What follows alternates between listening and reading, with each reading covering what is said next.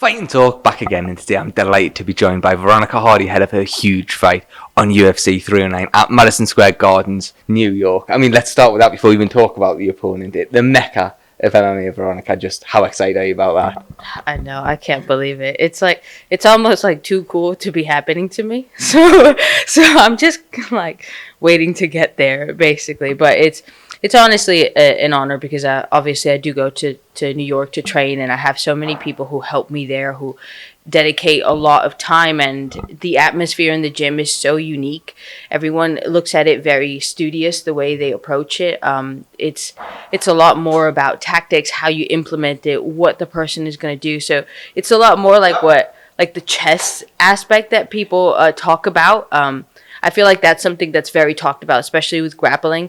But in my experience that I've had, it's very difficult for me to actually find that in the gym.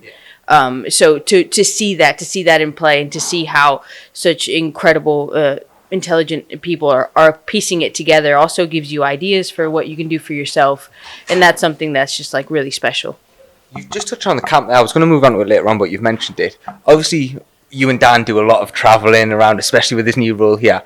What does a camp look like for you? Are you fixed in one place, or do you end up going to different gyms and training under different coaches, essentially?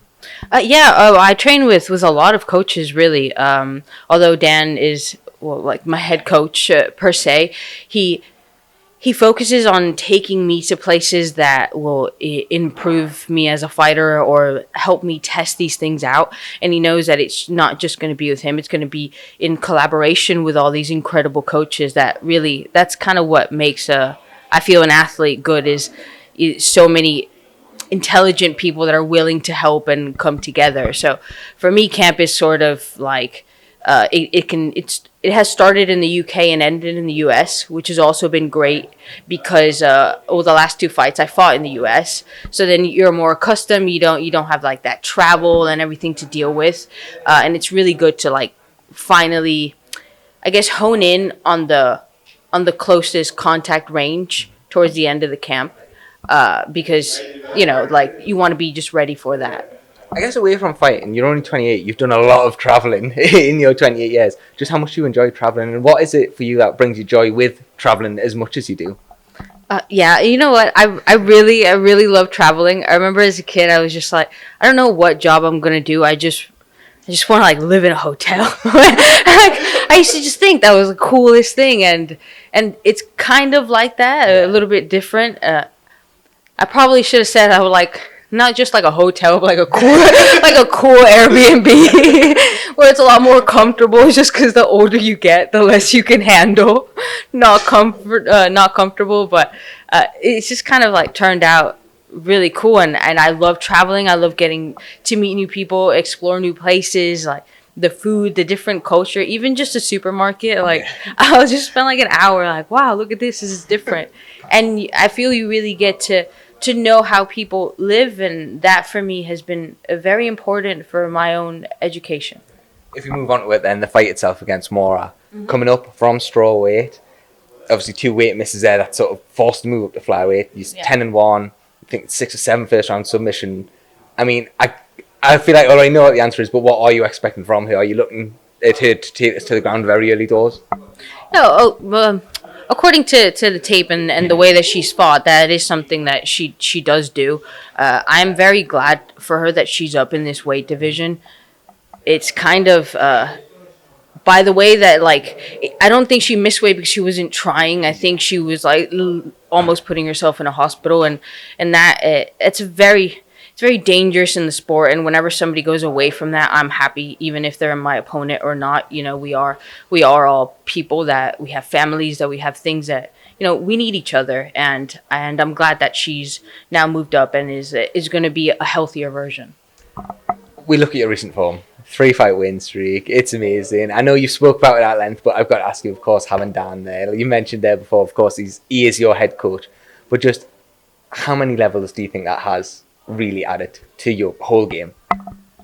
I think it transcends beyond martial arts what he has added to my life. It's like I think he's overall just made me a better person and made me more calm, and apart from the techniques and the analysis that we know that he can just do unlike anybody else, it's sort of like in life how he's taught me so many things that have helped me reflect that in the cage, because you're so vulnerable, you're so raw, you're in a fight with somebody who's trained to fight you. So whatever it is, how you are is what's going to come out. It's like somebody, turned up you as a person, your emotions, the way you approach life, the way you think, everything shows there.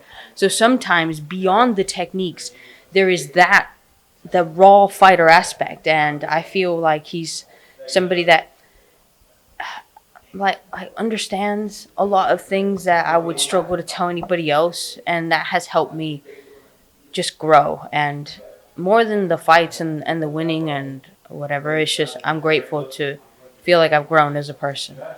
I know, of course, he was meant to be fighting Diego Sanchez now a couple of years ago. That was meant to be a thing. It never come to. Do you think we would ever see Dan back in, or do you think this role at PFL now will be the full-time sort of business for him? I'm not sure, like, he still moves way better than me, like, in the back. It's like, wow, if we were the same size, you would beat me up. It's not even the size difference. So I don't think, like, it's skill or anything. He's not somebody who's been really hurt in the gym, somebody who's always trained quite smart. I just feel like he has so much going on that in order for him to take a fight, life would drastically have to change. Mm-hmm.